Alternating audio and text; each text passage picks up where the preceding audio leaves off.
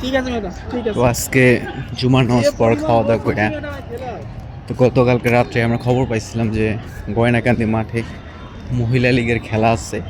তো সেখানে ভাইরাল খেলোয়াড় স্বপ্না স্বপ্না আপা আসার কথা। তো সেই জন্যে আজকে আমার সাথে ছোট শাহাদত আছে।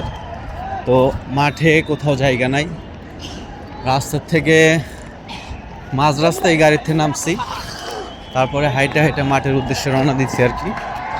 তো এখানে খেলা দেখার মতো পরিবেশ নাই যতদূর বুঝতেছি। তো যাই হোক, যতদূর পারি খেলা দেখব। খেলা যদি এভাবে না দেখতে পারি তাহলে আমরা রিটার্ন করবো ইনশাল্লাহ, এখানে থাকবো না। যেহেতু জায়গা নাই মাঠের চতুর্পাশে, হ্যাঁ অলরেডি অনেকে গাছে উঠছে।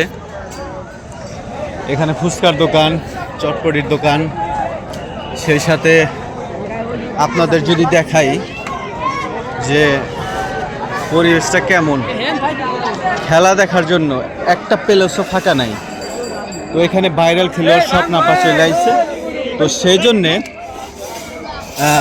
এত ভিড় আপনারা যদি খেয়াল করেন।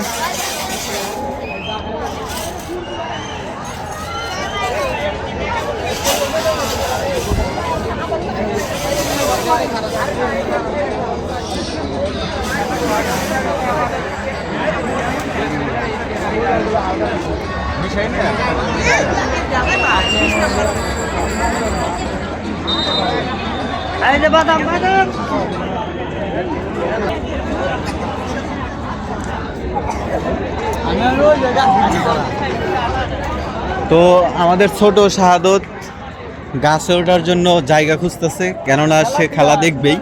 আমি খেলা দেখার জন্য অত ইন্টারেস্টেড না, কেননা এত কষ্ট করে খেলা দেখতে পারবো না। এমনিতেই আমার খেলার প্রতি আকর্ষণ কম, টিভিতেও দেখি না, এমনিও দেখব না। আর যে মানুষ হয়েছে এই জায়গায় খেলা ইম্পসিবল, খেলা দেখা ইম্পসিবল।